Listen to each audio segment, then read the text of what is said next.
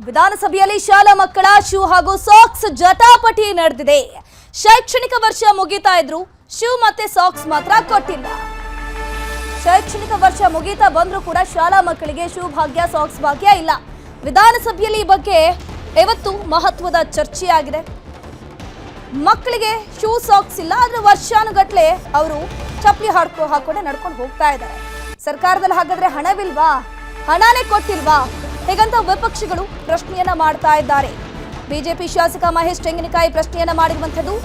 ಶಾಸಕರ ಪ್ರಶ್ನೆಗೆ ಶಿಕ್ಷಣ ಸಚಿವ ಮಧು ಬಂಗಾರಪ್ಪ ಉತ್ತರ ಕೊಟ್ಟಿದ್ದಾರೆ. ಶಿಕ್ಷಣ ಇಲಾಖೆಯಲ್ಲಿ ದುಡ್ಡಿಲ್ಲ ಅನ್ನೋದು ತಪ್ಪು. ಇಲಾಖೆಯಲ್ಲಿ 117 ಕೋಟಿ ಹಣ ಮಂಜೂರಾಗಿದೆ.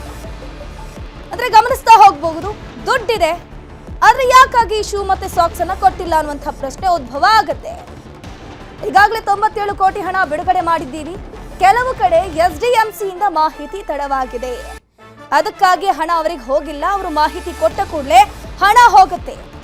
ಶಾಲಾ ಮಕ್ಕಳಿಗೆ ಶೂ ಸಾಕ್ಸ್ ಗಳನ್ನ ಕೊಡೋಕೆ ಹಣಕಾಸಿನ ಕೊರತೆ ಏನಿಲ್ಲ ಅಂತ ಶಿಕ್ಷಣ ಸಚಿವ ಮಧು ಬಂಗಾರಪ್ಪ ಹೇಳಿದ್ದಾರೆ. ಗಮನಿಸ್ತಾ ಹೋಗಬಹುದು, ಇಲ್ಲಿ SDMC ಅವರ ಮೇಲೆ ಗೂಬೆ ಕೂರಿಸುವಂತಹ ಕೆಲಸವನ್ನ ಶಿಕ್ಷಣ ಇಲಾಖೆ ಮಾಡ್ತಾ ಇದೆ. SDMC ಅವರು ಕೂಡ ಸರಿಯಾಗಿ ಅಂಕೆಯನ್ನು ಕೊಟ್ಟಿಲ್ಲ ಅನ್ನುವಂಥ ವಿಚಾರವನ್ನ ಮೆನ್ಷನ್ ಮಾಡಿದ್ದಾರೆ. ಮನೆ ಅಧ್ಯಕ್ಷರೇ, ಇವತ್ತು ಈಗಾಗಲೇ ಶಾಲೆ ಮುಗಿ ಹಂತಕ್ಕೆ ಬಂದೈತಿ. ಇವತ್ತು ಮಕ್ಕಳು ಮಳೆಗಾಲ ಬಂದಾಗ ಬರೇ ಕಾಲಲ್ಲಿ ಅಡ್ಡಾಡ್ಕೊಂತ ಹೋದ್ರು, ಮಳೆಗಾಲದಾಗ ಬೇಸಿಗೆಗಾಲ ಬಂದಾಗ ಕಾಲು ಸುಡಿಸ್ಕೊಂತ ಹೋದ್ರು, ಚಳಿಗಾಲದಾಗ ಇವತ್ತು ಕಾಲು ಇಟ್ಕೊಂಡು ಹೋಗುವಂತ ಪರಿಸ್ಥಿತಿ ಬಂದೈತಿ. ಯಾಕೆ ಇನ್ನೂವರೆಗೂ ಕೂಡ ಸರ್ಕಾರ ಶೂ ಸಾಕ್ಸ್ ಕೊಡ್ಲಾರ್ದಷ್ಟು ಮಟ್ಟಕ್ಕೆ ಬಂತ ಇವತ್ತು ಸರ್ಕಾರ? ಯಾವ ಕಾರಣಕ್ಕಾಗಿ ಇನ್ನೂ ಮಟ್ಟ ಶೂ ಸಾಕ್ಸ್ ಕೊಡಕ್ ಆಗ್ತಾ ಇಲ್ಲ ಸರ್ಕಾರಕ್ಕೆ? ಇವತ್ತು ನೋಡಿ, ಟೋಟಲ್ ನಿಮ್ಮ ಗ್ರಾಂಟ್ ಅನ್ನು ಹಿಡಿದ್ರ 24,53,23,17 ರೂಪಾಯಿ ಬಿಡುಗಡೆ ಮಾಡಿದ್ರೆ 11,68,46,596 ರೂಪಾಯಿನ ಕೇವಲ 9 ಜಿಲ್ಲೆಗೆ ಬಾಕಿ ಇಟ್ಕೊಂಡಿದ್ದಾರೆ. ನಾನು ಆಗ್ಲೇ ಹೇಳಿದೆ, ಇನ್ನು 3 ತಿಂಗಳು ಉಳಿದೈತೆ ಮಾನ್ಯ ಸಚಿವರೇ. ಇವತ್ತಿನವರೆಗೆ ಮಕ್ಕಳಿಗೆ ಶೂ ಮತ್ತು ಬೂಟ್ ಕೊಡಲಾರಂತ ಪರಿಸ್ಥಿತಿ ಮತ್ತ ಸರ್ಕಾರಕ್ಕೆ. ಯಾವ ಕಾರಣಕ್ಕೆ ಕೊಡ್ತಾ ಇಲ್ಲ ನೀವು ಮಕ್ಕಳಿಗೆ? ಮಕ್ಕಳು ಬಿಸಿಲಲ್ಲಿ ಅಡ್ಡಾಡ್ಯಾರ, ಮಳೆಗೆ ಅಡ್ಡಾಡ್ಯಾರ, ಚಳಿಗೆ ಅಡ್ಡಾಡ್ತಾ ಇದ್ದಾರ. ಮಾನ್ಯ ಅಧ್ಯಕ್ಷರೇ, ಈ ಶೂ ಸಾಕ್ಸ್ ಕೊಡೋದ್ರಲ್ಲಿ ಏನಾಗ್ತದೆ ಅಂತ ಹೇಳಿದ್ರೆ, ಅಡ್ಮಿಷನ್ನು ಕ್ಲೋಸ್ ಆಗೋದು ಜೂನಿಗೆ ಮೆಜಾರಿಟಿ ಮುಗೀತದೆ, ಜೂನ್ ಎಂಡಿಗೆ ಮುಗೀತದೆ.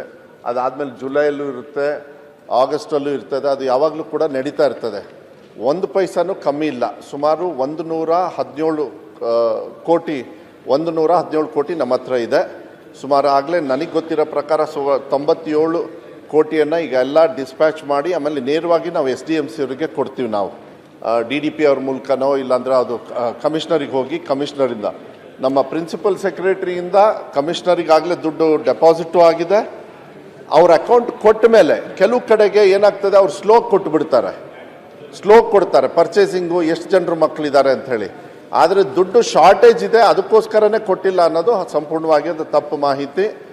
ಯಾವುದಾದ್ರು ಎಲ್ಲೆಲ್ಲಿ ಅವ್ರ ಮಾಹಿತಿ ಕೊಟ್ಟ ತಕ್ಷಣ ನೇರವಾಗಿ ಅವರಿಗೆ SDMC ಅವ್ರಿಗೇನೆ ದುಡ್ಡು ಕೊಟ್ಟು ಬಿಡ್ತಾರೆ. ಯಾರು ಮಧ್ಯವರ್ತಿನೂ ಇರಲ್ಲ, ಯಾರ್ದು ಇರೋದಿಲ್ಲ. ಯಾವುದಾದ್ರೂ ಹಂಗೆ ವೈಯಕ್ತಿಕವಾಗಿ ಯಾವುದಾದ್ರು ಪರ್ಟಿಕ್ಯುಲರ್ ಇದ್ದರೆ ನನಗೆ ಅದನ್ನ ಗಮನ ತಂದರೆ, ಬೈ ಚಾನ್ಸ್ ನಮ್ಮ ಇಲಾಖೆಯವರು ಏನಾದ್ರು ಅದನ್ನು ಮಿಸ್ಮ್ಯಾನೇಜ್ಮೆಂಟ್ ಮಾಡಿದರೆ ಅವ್ರ ಮೇಲೆ ಕ್ರಮನೂ ಕೂಡ ತಗೊಳ್ತೀವಿ. ಅದನ್ನು ಆದಷ್ಟು ಬೇಗ ಶೂ ಸಾಕ್ಸ್ ಕೊಡ್ತಕ್ಕಂಥದ್ದನ್ನು. ಬಟ್ ಯಾವುದೇ ಕಾರಣಕ್ಕೂ ಹಣದ ಸಮಸ್ಯೆ ಇದೆ ಅಂತೇಳಿ ನೀವೇನು ಹೇಳ್ತಾ ಇದ್ದೀರಿ, ಅದನ್ನು ದಯವಿಟ್ಟು ಆ ಥರ ತಗೊಳಕ್ಕೆ ಹೋಗಬೇಡಿ. SDMC ಅವರು ನಮಗೆ ಮಾಹಿತಿ ಕೊಟ್ಟ ತಕ್ಷಣ, ಮಾಹಿತಿಯನ್ನು ನಮ್ಮ ಇಲಾಖೆಯವರು ಏನಾದ್ರು ಲೇಟಾಗಿ ಕೊಟ್ಟರು, ಅದರಿಂದ ಇದಕ್ಕೆ ತೊಂದರೆ ಆಗಿದೆ ಅಂದರೆ ನಾನು ಆ ಅಧಿಕಾರಿಗಳ ಮೇಲೆ ಆಕ್ಷನ್ ತಗೊಳ್ತಕ್ಕಂಥ ವ್ಯವಸ್ಥೆನ ನಾನು 100% ನಾವು ಮಾಡಿ